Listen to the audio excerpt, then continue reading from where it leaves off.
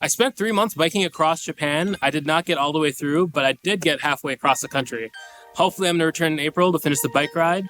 But about this trip, I've gotten a lot of questions, so I decided to make this video answering some of the most common ones. So what kind of bicycle did you go with? I went with a traditional mamachari, which literally means mother bicycle. And the reason I went with this, first off, is because of cargo. In the back, you can keep your backpack, your tent, your sleeping bag, and in the front, you can keep your charger and your camera. I followed the 10-second rule since I was filming for this series, and the 10-second rule basically states that if you see something that you want to film, you have 10 seconds to be able to take your camera out, shoot, and start recording or take a photograph. Because if you wait any longer, that scene will probably be gone. So you have to be able to go pretty fast when you want to film. The second reason is for comfort. I didn't want to hunch over for hours on end, so with the city bike, you're able to sit upright, you're a lot more comfortable. The third reason is worst case scenario in case you need a repair or a new part. It's not that hard to get help. These are the most commonly used bikes throughout all of Japan, so if you need a new part, you can get it usually the same day. When I broke my wheel, it only took me 5 hours to get a new one installed, so it wasn't that hard to get some help. But if I brought an expensive bike over from the United States, I don't know who could help me or how long it might take, so this gave me a little bit more flexibility. Yeah, the fourth reason was also flexibility. Worst case scenario, if it's broken beyond repair or it gets stolen, it's really not that big of a deal. All I have to do is just go to the next bike shop, buy a new one, and continue the journey. But if I had a really nice bike, that's really not the case. So it gave me a lot of flexibility and a lot of freedom to be able to do really whatever I need to. All right, now how much bike training did I do for this trip? Not a lot. So I was in the Philippines and in Malaysia before this trip. And what I did there was I bought some day passes at the gym. I would do a lot of cardio to prepare my lungs for this trip. And then I would do a lot of leg workouts to prepare my legs. And I kind of just went into it. When I first started the trip, I would only do about 20 kilometers every day, and then take a few rest days here and there to give myself some time to recover. As time went on, I slowly increased it. And within about a month, it really wasn't too hard to do 50 kilometers in a day. A lot of times people are going to panic and say, hey, you need to train for like 6 months before you do this. It's really not that big of a deal. The only problem is that it'll limit your scope into how far you can go in the beginning. So if you're okay with that, then you don't need to train that much. But it would be great if you did train, because that'll help you go a lot further. You'll be a lot more comfortable and relaxed during the trip. So if you want to train, the best way to do it is just by biking a lot. Push yourself as much as you can, as hard as you can, while you're in a safe, stable environment. And if you have the time, also put more weight on your bicycle. This is time to stimulate your cargo and things like that. But I didn't have too much training, and everything really wasn't too much of a problem. You just have to take it slow and eventually build your way out. So how much weight did I lose from this bike ride? I lost about 12 pounds over the 3 months of biking, which wasn't great. It wasn't as much as I wanted to, but it was still a lot of weight. The biggest problem I had was that I was burning about 3,000 calories every day from just biking, which is a lot. But since you're biking so much and you're exerting so much energy, your body really craves food. So every time you stop by a convenience store, you get a little snack. And if you decide not to do this, your body will start to rebel against you. Every time I would try to restrict the amount of calories I was eating, I would get headaches, I'd feel nauseous, I wouldn't have the energy to push forward. A lot of health problems started coming up, so I had a pretty big dilemma, which was, either you have to eat something or you just can't, you can't really push yourself, you can't push your body, you can't get this bike ride done. So it was really challenging trying to figure that out. But on the bright side, my body's a lot more toned. I noticed I have a lot more muscle. My legs are huge. Doing the leg press at the gym is really not too difficult now, so that's pretty good. Now, what items should you bring with you? Now, this is going to change depending on how far your trip is, how much support you have, how much experience you have, a whole bunch of things. But there is a list of items you should really try to have on you, and it'll make your trip a lot safer and a lot easier. The first thing is Google Translate. Download Google Translate and specifically download the Japanese language. This is really important because if you can't communicate something in English, you can always use Japanese and ask people around you. So really useful. I'd really recommend that. It's completely free. The next thing is to get an emergency sleeping bag. It's the size of a Coke can, and it's really reliable. It's only about $20. Your biggest enemy out in the wilderness is not some murderer running around. It's the elements. It can get really cold and it can get really wet. So this emergency sleeping bag, it'll keep the water out and it'll keep you dry. So very important.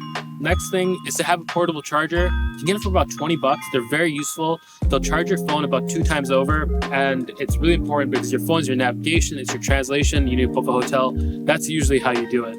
So make sure that's charged. I had 2, one for normal use and one for emergency, both fully charged, so I can charge my phone about 4 times over. It's also not a bad idea to have an emergency phone. I would have something from Amazon. Not anything expensive, just like $100 phone, something that's a little bit older, and it can just use an eSIM. You don't need to have service on this either. You just get a normal old phone, and you can download an app called like UBG or a few different eSIM applications. And what you can do is you can electronically download a SIM card, and it can work basically anywhere in the world, and you just pay about $20 for a little bit of data. You can't call or text, but it's very useful because in case something happens to your main phone, you can still use this to get around, translate a bit, talk to people, tell people you're in danger in case that happens, if your phone breaks. You want to make sure you just don't have one point of contact. Not very expensive. I think I got a plan for like 15 gigabytes for $20 on there. Really not too hard. The next thing, very important, is since you want options, make sure you have cash on you. Cash is so important. In case something happens to your wallet, you don't want to be stranded in a different country with no help or no resources, right? So if I lost my wallet, I had some cash in like my breast pocket of my jacket, so I'd have that in my backpack, and I'd also have a photo of my credit card and that information written down, a little bit of cash too in the sole of my shoe. So, worst case scenario, I always have that to get me around for a few days until I can get some help. So, yeah. Really important items. Also get mosquito repellent. Bugs will harass you. Great to keep them away. Those are the most important things I can think of right now. The main goal is that you want to make sure that you have options, because if you have options, you have power and you're flexible and you can get around. But if you lose your phone or your wallet and it's all over, that's a really big issue. So you just want to build some barriers around that to protect you, especially if you're going alone in a foreign country. So yeah. So how much did the bike ride for 3 months cost me? Now, the first thing you have to remember is that the more comfortable you want to be, the more expensive the trip would be. And the more flexible you are, the more discomfort you can embrace, the cheaper it would get. So the first item is the bicycle. It cost me around $500 for the bike with the baskets installed. It was about $100 for the sleeping bag and tent. The third item is accommodations. Now, this was kind of varied a bit. If you want to sleep at a campground, it's about $5 a night for a place to sleep and set up your tent. If you want a shared space like a guest house where other people are sleeping there, it's very similar to a hostel. It's about $25 a night. Since there's a lot of people traveling around in Japan for work, you can get a business hotel for about $35 a night. The series was mostly me biking, editing the videos, or sleeping. So I really wanted somewhere with a little bit of privacy, a place to edit the videos. So that's why I chose to use a hotel for most of it. It really wasn't too expensive either. It might not look like it, but I usually took about 30 hours of editing for every episode of the series. So I wanted somewhere with a desk, a little bit of privacy to work on that. And then there's food. Food was about $17 a day. I usually ate at local mom and pop restaurants and then stopped by convenience stores to get snacks. And then sites were mostly free.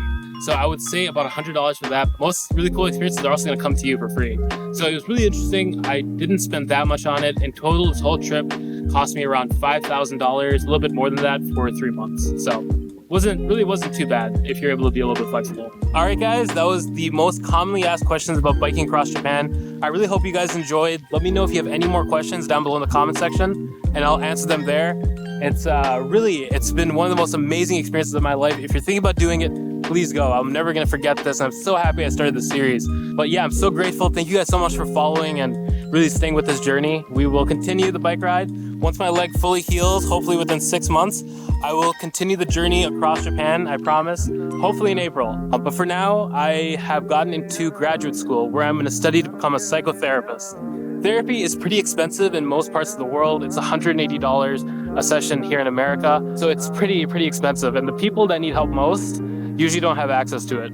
So what I've thought about doing is turning the lessons I learned from graduate school and making them into videos. So if that's something you guys want, please let me know. I'm hopefully going to make some videos on that. And yeah, I know it's a bit of a pivot from what I usually make. So yeah, let me know in the comment sections down below. And thank you guys for watching and everything. I will see you guys soon.